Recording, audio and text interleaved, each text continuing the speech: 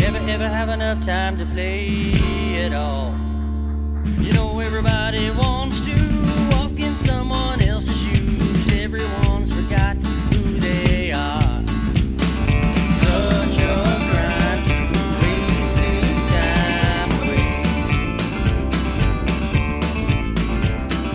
Such a low down, goddamn dirty thing. Hello and welcome to another Otter Creek and Rio Grande. This is a building Silver Gulch video. And what I want to try and accomplish in this particular video is the cardboard ridge line that will come from here somewhere and wrap around to the very end of town down there so that I can kind of see what the overall height might look like. Now, in a previous video, I tried to explain how I'm going to do the town here with the heights going up, and I think I did a really poor job of it. So I'm going to try and explain a little bit better in this video, because one of the first things that I need to do before I do the cardboard mock-up of the ridge line is figure out the height for sure of these three buildings down there, and you know what the end elevations will be for the structures there. And so I'm going to do that before I do the cardboard, and I thought it would be a good idea to kind of show you what I'm talking about. Here is a drawing, top-down view of what I'm thinking this is gonna look like, how it's gonna work. So we've got the foundation for the shoe store here, we've got the boardwalk, and we've got the street, and then we've got whatever topography there's gonna be on the other side of the street.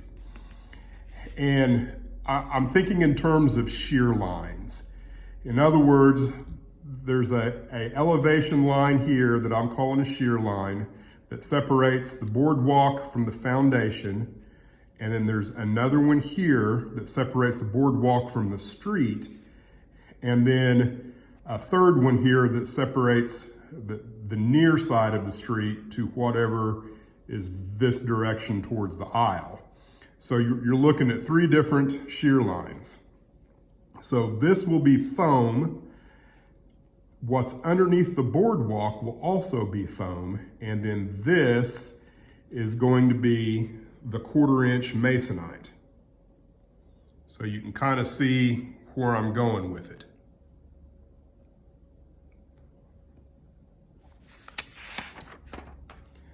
So here is a really bad drawing to kind of try and hopefully, you know, illustrate from a front view of what I'm looking at. So the foundation for the shoe store, this would be like right here would be the plywood, and then whatever distance this is, we'll say for, you know, sake of argument that this is a 1/2 inch. And then you've got the masonite on top, then you've got the boardwalk elevation, and then you've got the foundation elevation. So my plan is to create the foundations out of foam and include the elevation for the boardwalk as part of the original foundation. And then I can cut the front of that foundation off and then have the boardwalk end at whatever height this side of the foundation is, and then I can cut away towards this side so that you're looking at, you know, something like this that's high on this end and low on that end. That's how I think I'm going to achieve that. So, and you can see here, this is actually what I'm trying to go for, is that the elevation of the street, the sidewalk, and the foundation all have their own elevation, so that there's, you know, the shear line that exists between those three different elements. That way I can kind of create, you know, the elevation for the boardwalk will be its own entity and will have nothing to do necessarily with the foundations of the building, and then the street will have its own relationship to itself. So if, you know, if I'm 0 inches here at this end of the street can kind of go in a linear from low to high as it grows, and then these building foundations can have their own individual heights along with the boardwalk, because you can clearly see the boardwalk changes elevation kind of dependent on itself rather than the street. And that's what I'm wanting to create, is something a little more dynamic than a boardwalk that's running parallel with the street the entire length. And I'm hoping that I can pull that off. I don't know if any of that made sense to anyone, but that's what I'm going to try and do. And I think I'm going to start with the Three Sisters down here, just kind of a proof of concept, because I've got 3 buildings right there, and I'm thinking there will be at least 2 elevations with those foundations. And I don't know if I want to go with a different elevation for each building or 2 elevations, 1 elevation for 2 foundations and then a 3rd one higher. So we're just going to have to see how that works. Here's my first go at this, and it's kind of hard to see, but right here I've got about a 1.5 foot difference in scale from this foundation to up here, and then this is supposed to be another 1.5 feet. And you know, it hasn't worked out quite right, and that's because going in and shaving off any little bit of this foam with it standing on its edge like that, keeping it completely level to where it's going to cut off, you know, the exact same amount through the cut is a little bit difficult because this fence, you know, isn't high enough. So I might think about creating another fence for this. I don't know, I'm gonna have to think about that. But what I'm gonna do instead is just sand down an amount appropriate to get my elevation. So I'm gonna try that and see if that doesn't work.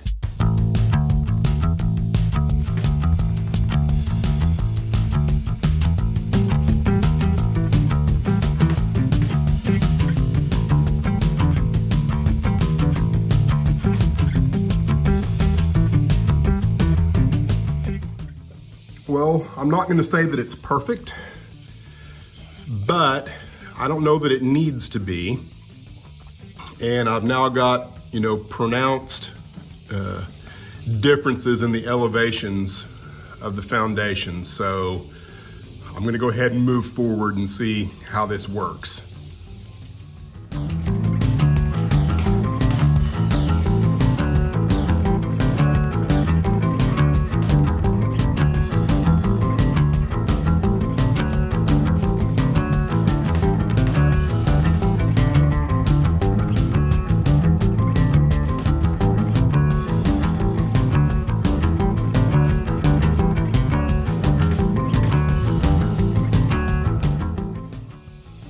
Now, if this works the way I think it should, I just need to draw what I want the boardwalk to look like and then cut away what I don't need.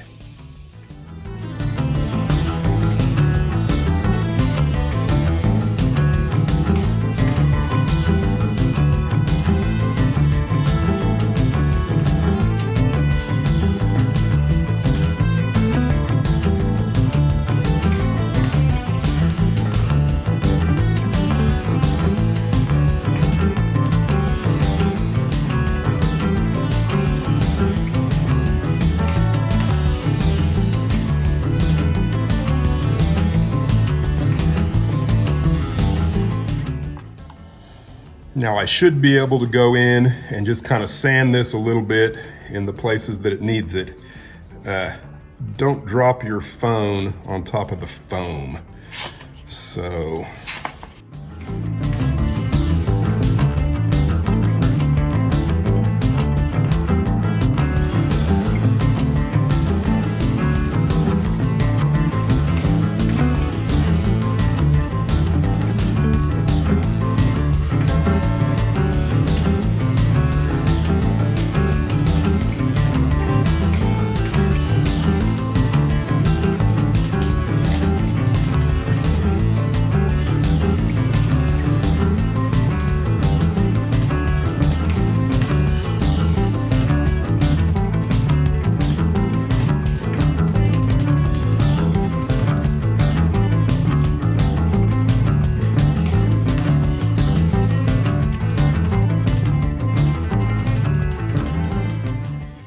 Hopefully you can see what I'm trying to accomplish here. And I think this is gonna work. I don't think this is gonna be any revelation to anyone as how I'm going about doing it. But one of the things that I might need to consider is the step up into the building kind of gets complicated from the boardwalk if you don't do something a little different in front of the doors. Now you can see on some of these, if you look close enough, you can kind of see where it slopes up and then maybe goes straight across and then slopes again. And I think that's probably what I'll need to do on some of these. And now you can kind of see how the road might interface.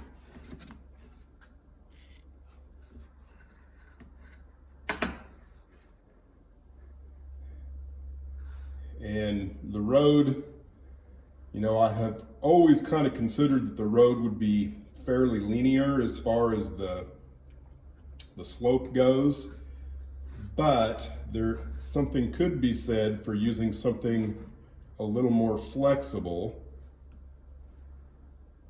You know, you could come up with some more shapes. And some of you may already be thinking, Otter, that 1/4-inch masonite that you've got over there already is not going to work well for your street. And that might be true. But I am going to go ahead and try it and see how it works. One of the reasons that I want to go with the 1/4-inch is for this right here. Focus. I kind of think that I can maybe use a 1/2 round router bit on the 1/4-inch and maybe create a ditch. You know, that's still something that's in the back of my mind. I'm not 100% sure if it's even worth the effort. You know, how much effort would it take to do? So I think this is a pretty good proof of concept I've got going there. Now you just have to lay in the boards on top of the boardwalk and that should work. A decision now can be made on the elevations of the rest of the buildings up towards Gregory Street. And what I'm thinking now is I'm looking at 7 different elevations from the beginning of Black Hawk Street to the end of Black Hawk Street. So elevation 1, 2, elevation 3 would be shared by both of these buildings. Elevation 4, 5, 6, and then elevation 7 would be shared by both of these buildings. So I'm looking at possibly some kind of little courtyard scene in here. I'm not sure yet. So I think I want to go ahead and do this because I've got plenty of foam. And then, you know, another question that I've got that needs to be answered. Can I do a forced perspective of the church just behind these buildings in the space. My gut says no, it's not going to work, but I won't know until I try. And what I'm thinking, the distance from the back side of this building to where this church would be on my layout is pretty dadgum close. I think it's way too close that you could stick an in-scale building back here. But maybe if I mocked up something halfway in between HO and in-scale, possibly that might work. So, before I figure out this elevation back here for the road coming from the Three Sisters, the hotels that I'm working on, right now, I kind of think I also want to get these elevations figured out first so I can see how the relationships play with each other. So before I get carried away with anything back here, I guess what I'm saying is I want to figure this out first. I think that's what I'll do. So I don't want to go in and mess with that cardboard until I have the heights of these buildings kind of figured out.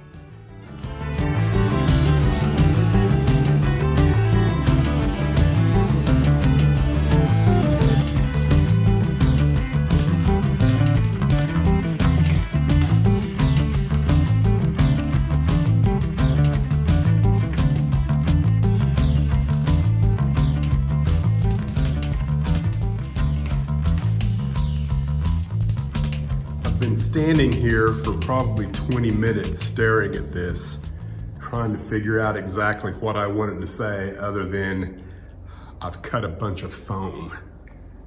Which is true, but there's probably more that needs to be said other than I cut a bunch of foam. So let's take a look at what I've got going on, and I'll try and talk you through my thought processes. I know you guys love that. As a concept, I think that I've proven that this is going to work. My only concern at this point is my execution and the materials. And I would say, at this end, I'm 14 scale feet from the plywood. And it's about 260 feet from down at this end to this end, give or take. So it's a pretty good rise. And I don't really have a problem with it other than how it's going to interface at this particular location here. The road is going to have to come through here like this. And that's why I've got these vehicles out here, so I can kind of see how stuff works. Could you turn around in this area and leave? So, if this road going this way is 14 feet high, obviously you're going to end up with a retaining wall right here.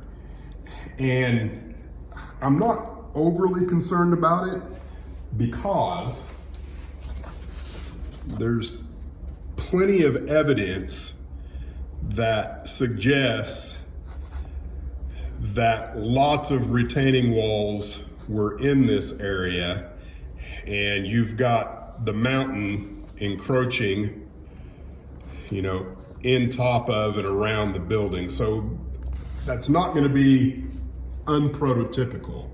The question is what is it going to look like? And so I'm gonna move forward, I think, with this being at the height that it's at, which is 2 inches. I think the only other thing I might consider doing is I could shave off approximately 1/4 of an inch, which would put the shoe store down there. It would put it right flush, and then it would give me a little bit more room here on this end. But you're talking a scale 2 feet, give or take. You're really not going to gain anything by doing that. So I'm not really worried about it. Is it going to be a matter of, can I make it look good or not? Now, I didn't do anything with Sleestack Street or much of anything in here other than just kind of figure out what the heights needed to be. And, you know, what it comes down to with all of this, how much can I actually do before I scratch build a bunch of these buildings? And I just don't really know. The thing about the backside is that I do want to approach at least this area in here as a model. And, you know, looking at the picture, there's definitely some opportunity for something right in here that can be seen almost from this identical perspective. The biggest difference is where the Dirty Shame is in relationship to the shoe shop, because I've omitted a building for compression purposes. But I'm thinking if I swap out the Dirty Shame for the bakery there, then I end up with a spot in here that I might be able to reproduce some of that. Now, I don't know what this is, but I'm just gonna guess that maybe those are chicken coops. I don't know. Anyone has any idea what that actually is, drop it in a comment. You'll notice right here, I think this is an external staircase. Maybe that's an outhouse, I don't know. But there's definitely some room for making this a little more detailed back here than what it is right now. So that's kind of what I'm thinking, is there will also be a boardwalk for the back side of this. And everything I've done right now is more proof of concept, and nothing I'm doing is really, this is a permanent thing. I'm working through the process, so to speak, to figure out exactly what I want to do and how I'm going to do it. The thing that is slowing me down the most, and I know what it is, it's that I can't pump out these buildings fast enough to satisfy myself. I think I've figured out I've got somewhere around 19 or 20 scratch builds in this town alone, and I can only work on them on weekends. So I can't devote a couple of hours a night to working on a building in the camper trailer. So it is what it is. I'm gonna do my best and try not to get burnt out working 8-hour weekends on a building. What I have left to do concerning elevations is figuring out the church. If I want to do that, if I want to mess with it. I did go in and take a look kind of closer at the building and the location around it.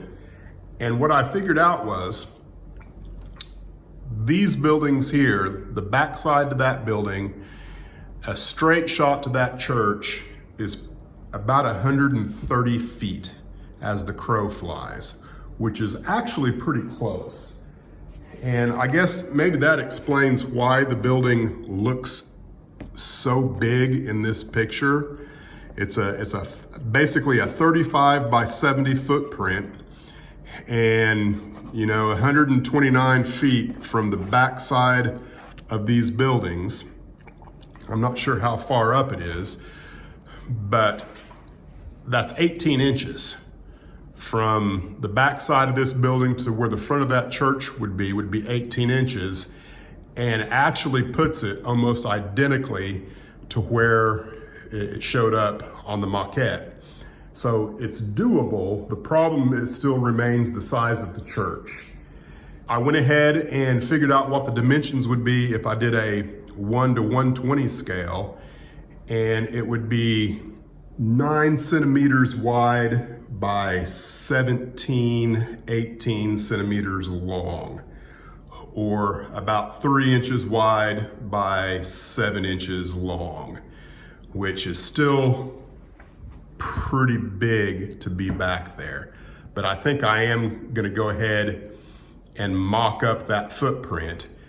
And then I also figured out that up here, I need to be about 5 inches off of the plywood in order for that building to be sitting above the top of the city hall there. So I'm gonna do that before I go with the cardboard mock-up, because I think that, is gonna answer all of the questions I have about the elevations in the town. I'm just not gonna do it in this video because it is brutally hot out there in the shop, and I've got other things I need to do for the wife. I've got a cat that has been destroying the dryer vent, so I've got to fix that again. So, thanks for watching Otter Creek and Rio Grande, and we will see you again in another Building Silver Gulch video.